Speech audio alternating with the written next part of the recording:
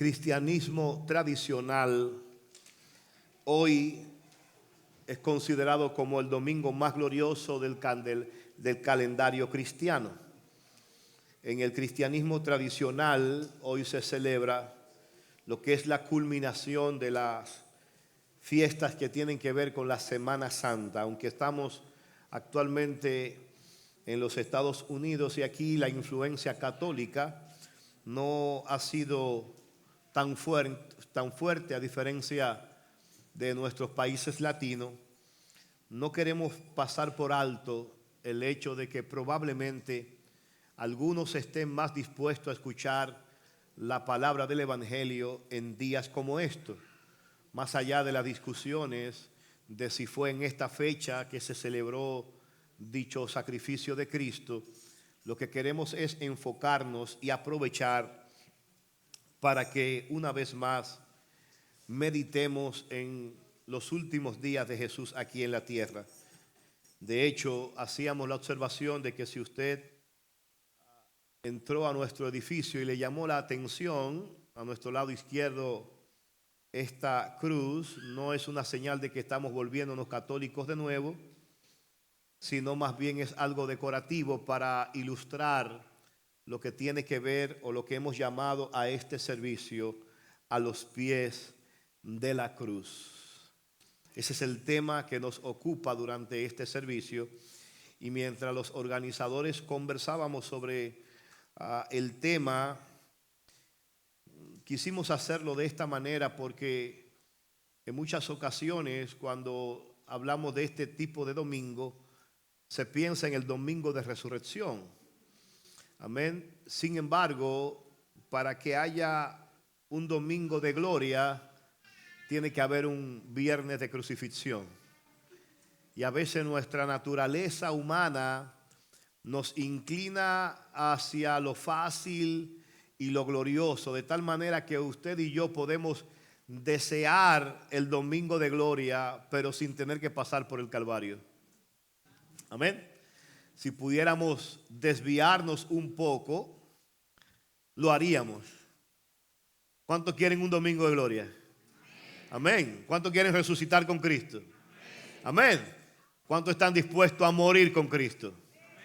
Aleluya. Qué bueno. Amén. ¿Por qué? Porque no hay domingo de gloria si no hay viernes de crucifixión.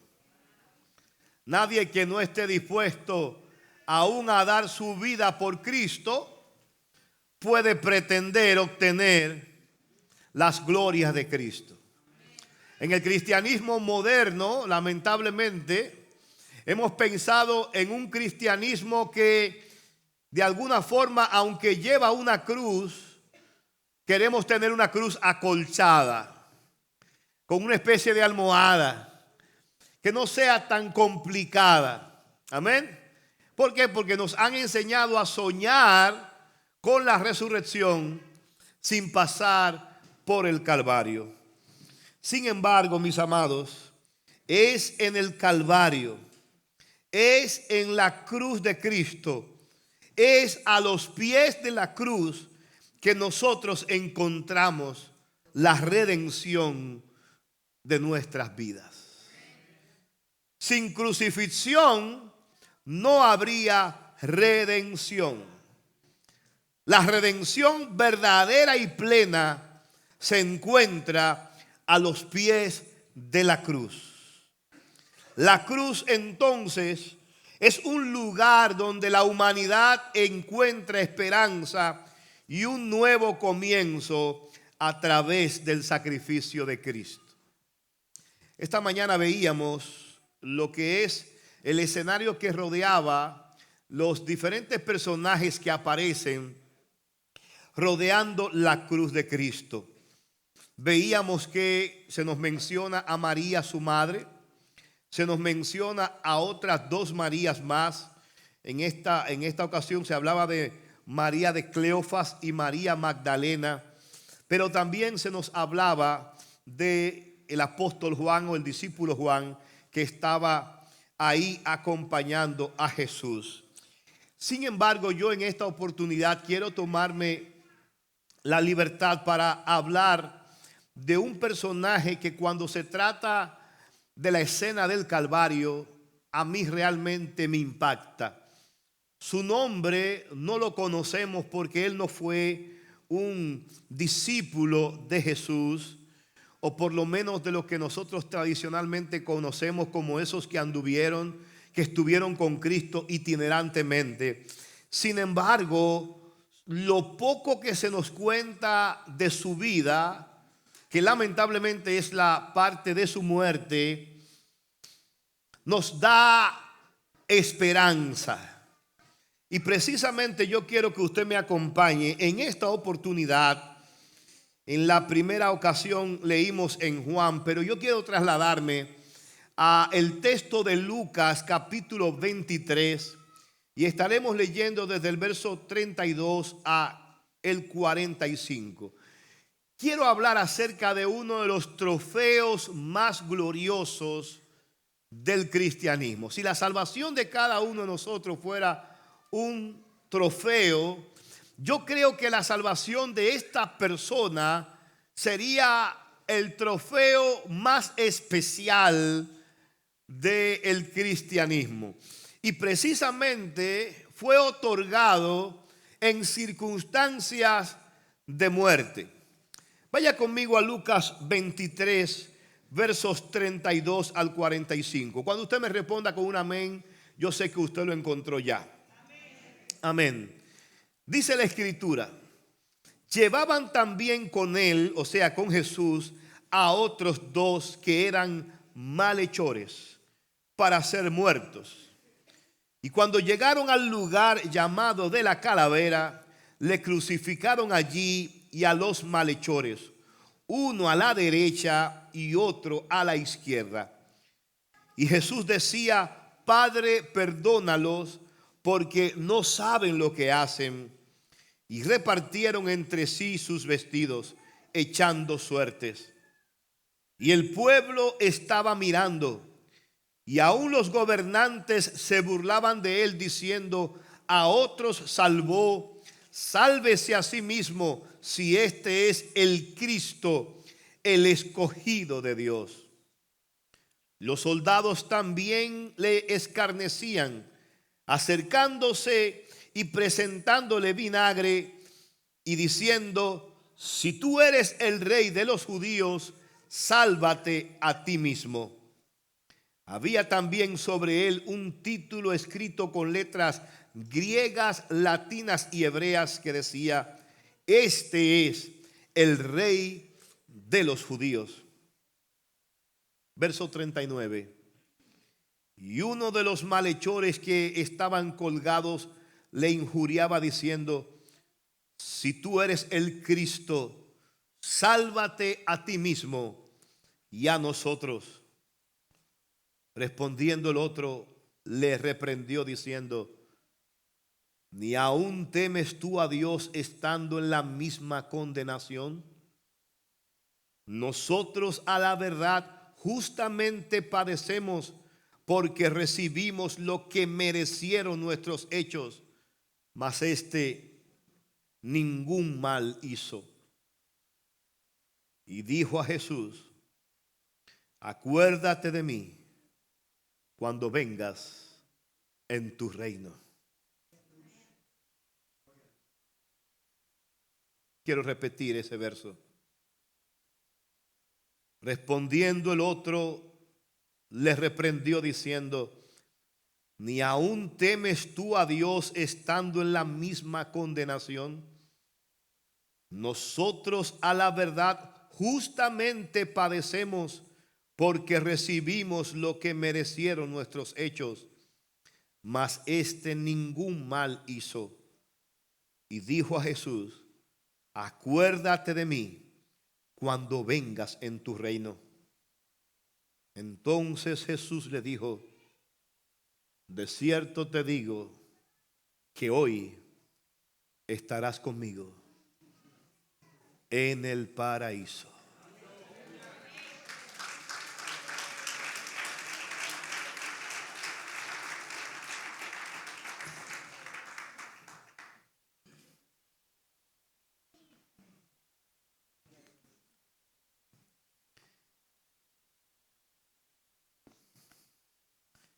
En nuestras vidas hay momentos que parecen perdidos. Hay oportunidades que nunca la volveremos a tener. Hay caminos que no se podrán caminar de nuevo. Todos cargamos con decisiones que nos llevaron a lugares de dolor. Pero la historia que acabamos de leer de este ladrón en la cruz nos recuerda que nunca es tarde cuando Jesús está cerca.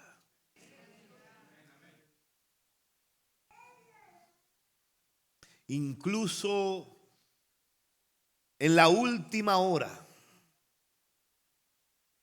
incluso en el último momento de nuestras vidas, hay espacio para la fe, para la gracia y aún para la eternidad. Qué grande es nuestro Dios.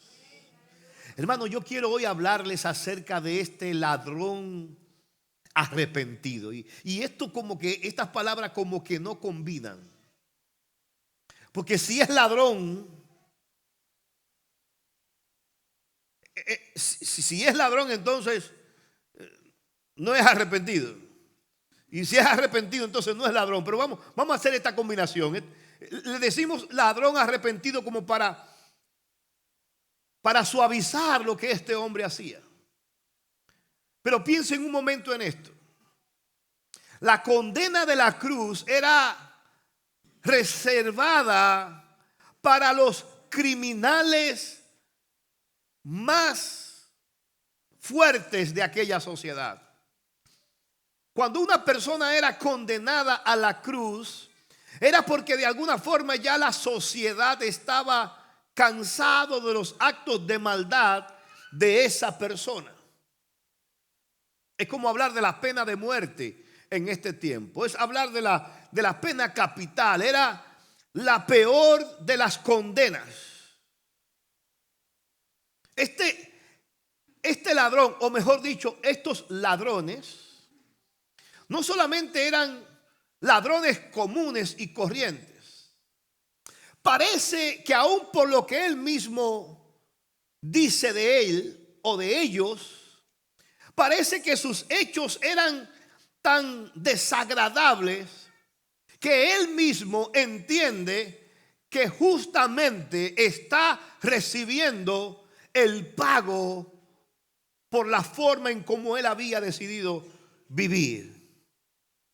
Sin embargo, mis amados hermanos, el evangelio de Cristo es tan glorioso que es capaz de tomar una fe sencilla y transformarla en algo glorioso. El evangelio de Cristo es tan poderoso que aún en medio del dolor y la muerte, escuchamos a un hombre levantar su voz y decirle a Jesús: acuérdate de mí cuando vengas en tu reino. Y este hombre escuchar las gloriosas palabras jamás dadas: hoy estarás conmigo en el paraíso. Cuán grande es el evangelio de Cristo. Él vino a salvar, Él vino a rescatar lo que se había perdido. Oh, qué gran Salvador tenemos, que aún en su hora más triste y más débil todavía está salvando a los hombres. Aleluya. El lugar del encuentro fue la cruz. Hay ladrones que son tan dichosos como estos, que aún en su muerte tuvieron la bendición de que lo crucificaran uno al lado del otro, pero en el centro Jesús, a la misma distancia, soberanamente a la misma hora, Aleluya. Llevaban también con él a otros dos que eran malhechores para ser muertos. Hermano, estos hombres son catalogados como hacedores de maldad. No conocemos sus nombres, pero el escenario es brutal. Aquel lugar no era un culto, no era para cantar que se había convocado allí, era un lugar de ejecución. Era un lugar de vergüenza, era un lugar no de honor.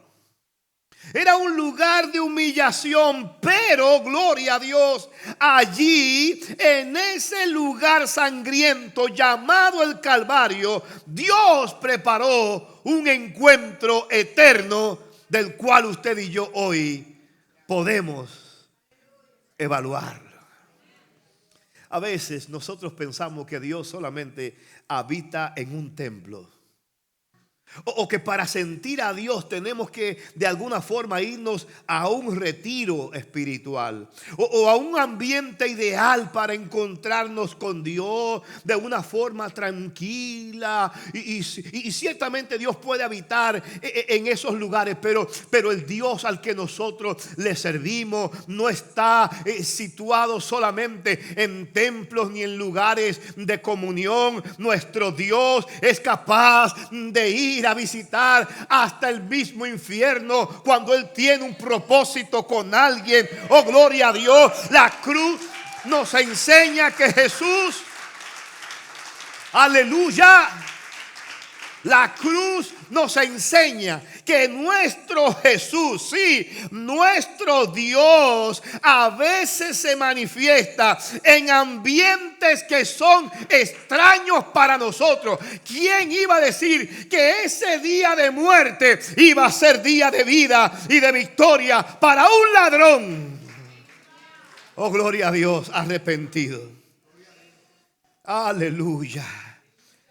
Diga conmigo, Jesús se manifiesta aún en los lugares más oscuros, en los lugares más dolorosos, en los lugares más desesperados. Aleluya. Este hombre estaba en esta cruz, aparentemente sin salida. Aparentemente ahí lo habían llevado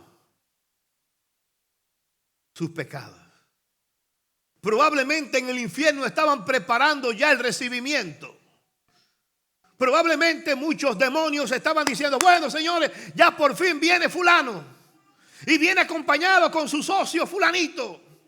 ¿Cuánto lo hemos usado? Y ahora vamos a pasar la eternidad con ellos. Pero de repente, cuando ellos no esperaban, se canceló. Oh, gloria a Dios. ¿Alguien me está entendiendo hoy?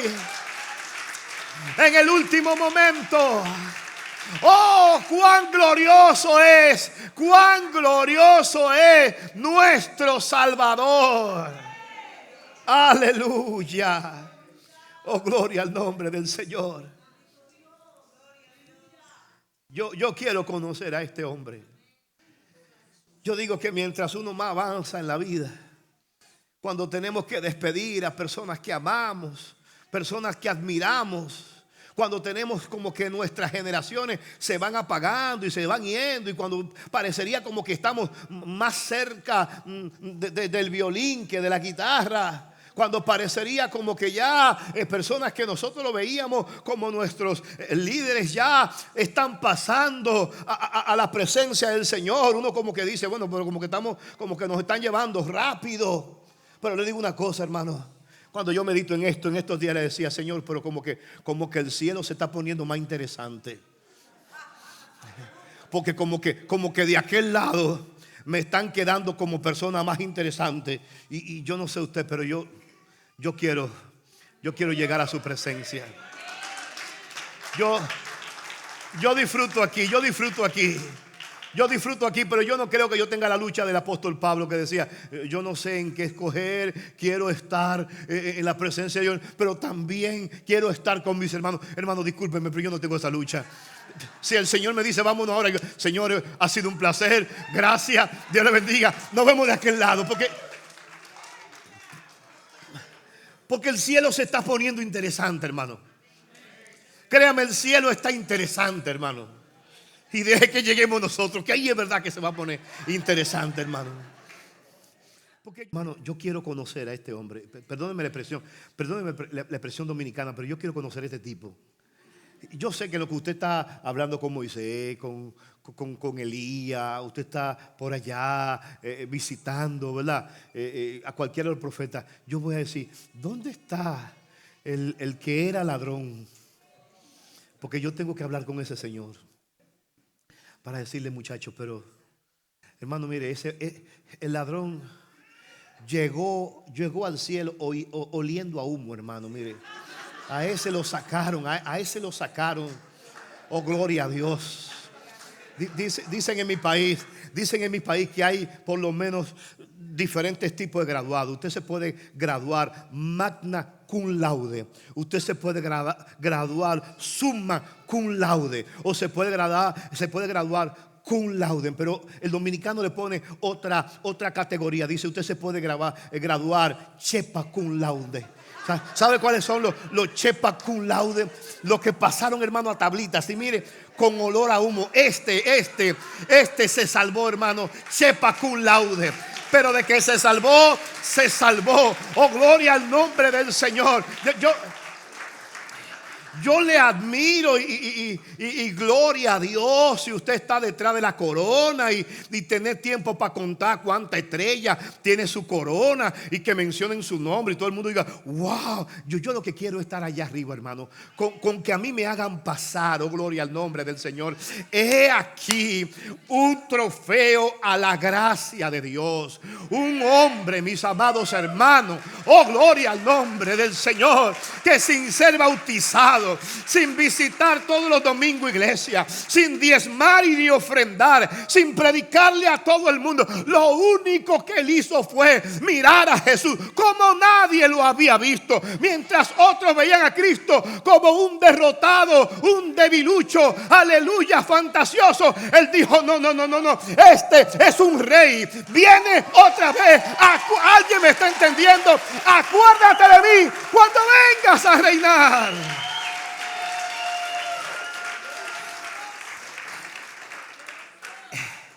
La fe es algo sencillo.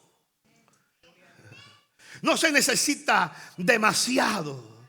Oh, gloria al nombre del Señor.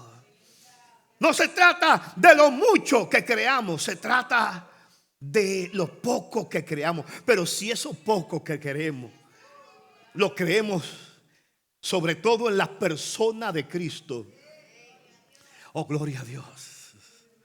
Aleluya. Cuánto me gustaría a mí decir el apóstol Juan, el apóstol Pedro, el apóstol Pablo, pero de tengo que decir, ladrón arrepentido. Sí, porque hay que decirle ladrón, pero arrepentido. Como que eso como que no me cuadra, hermano. Pero no sé su nombre. Pero de alguna forma los dos estaban providencialmente a la misma distancia. Los dos estaban frente al mismo Salvador. Ambos ladrones estaban en la misma condición, culpables, sufrientes, sin esperanza humana. Pero uno de ellos, escucha esto, uno de ellos eligió burlarse, el otro eligió creer. Mientras uno se burlaba, otro decidió creer. El Evangelio de Mateo dice que ambos injuriaban a Jesús. Parece que cuando comenzó, diríamos, la burla de todos los demás, aquí vemos que se burlaron los soldados, se burló el pueblo. Parece que los dos ladrones también eran parte de la burla. A otro salvó, sálvese a sí mismo. Pero probablemente en algún momento este hombre recibió una revelación inusual y comenzó a ver a Jesús de manera diferente. Aleluya. Y mientras su compañero, el burlador, vio a Jesús como un fracaso, el creyente lo vio como un rey. Uno le pedía que bajara de la cruz. El otro pedía: déjame entrar en tu reino.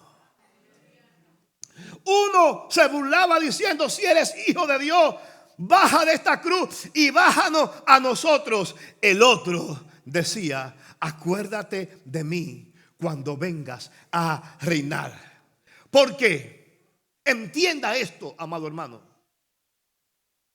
Las mismas circunstancias pueden llegar a las personas a dos respuestas muy diferentes.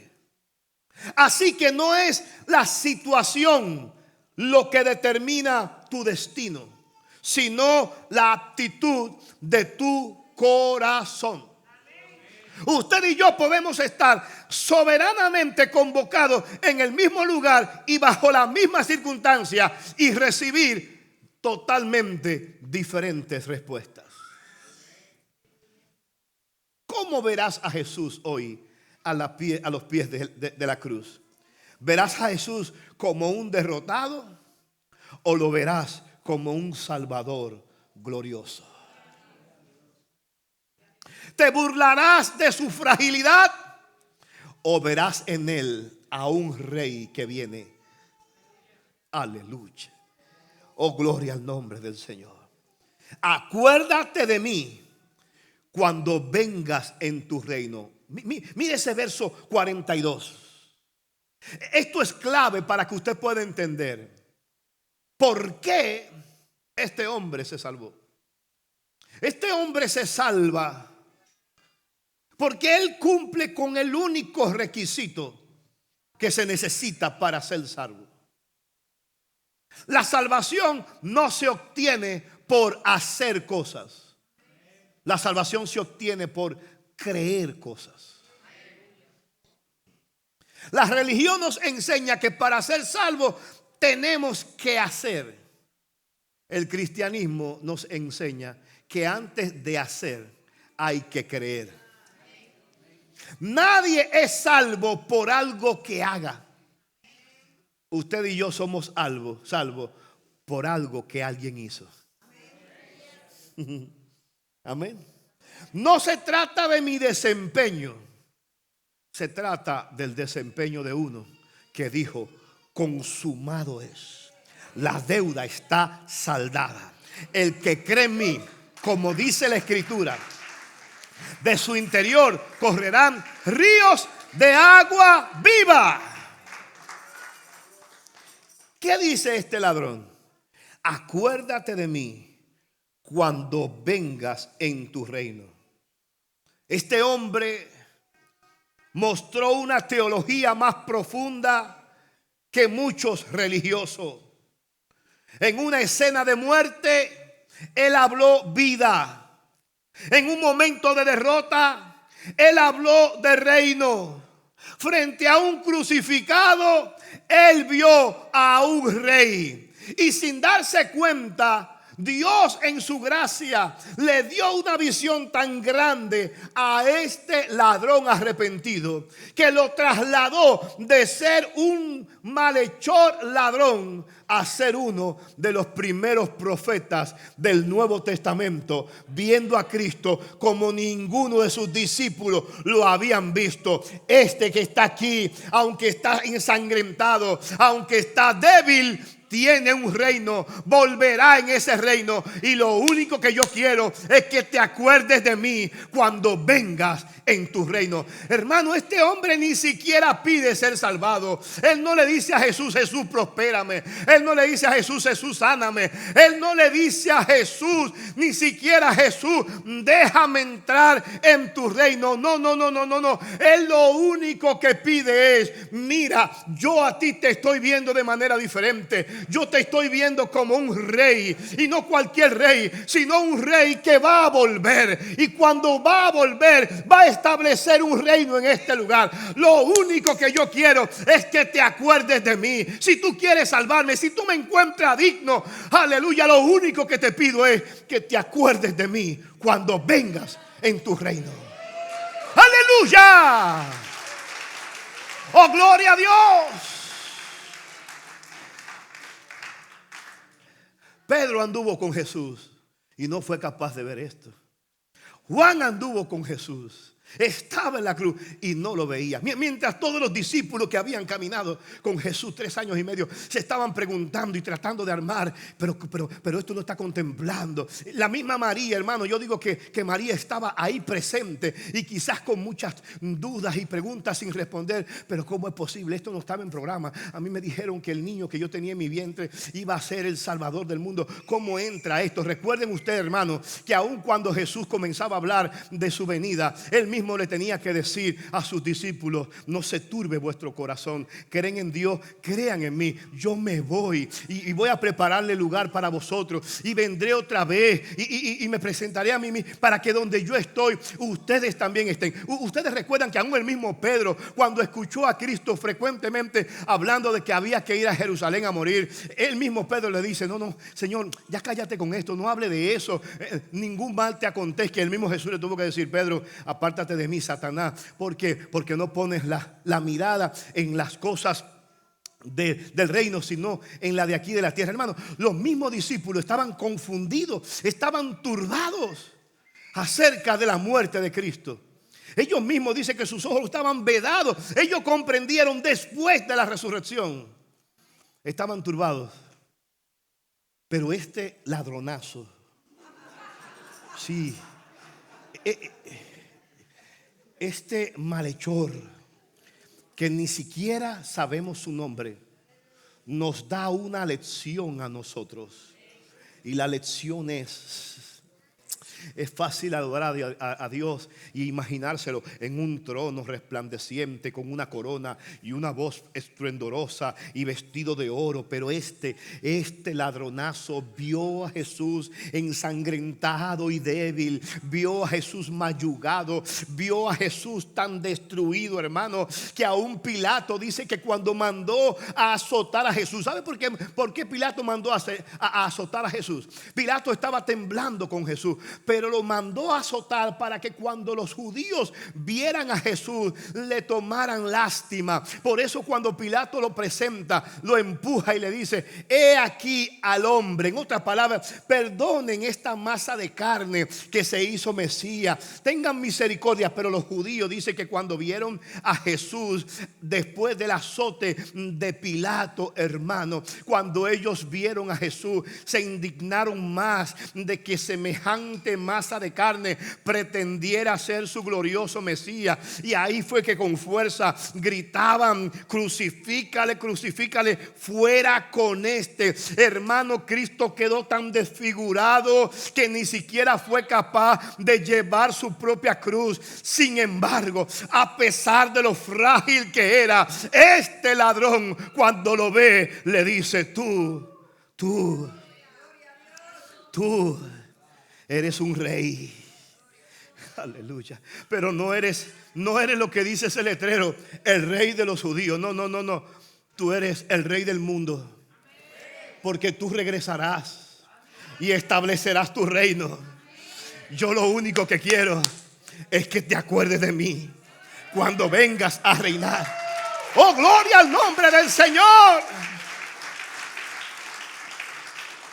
Aleluya.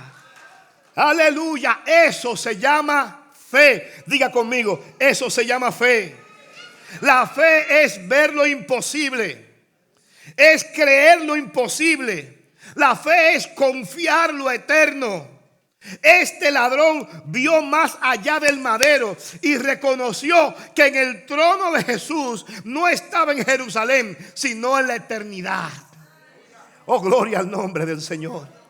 Y es por eso, mis amados, que ante semejante declaración, la gracia responde inmediatamente.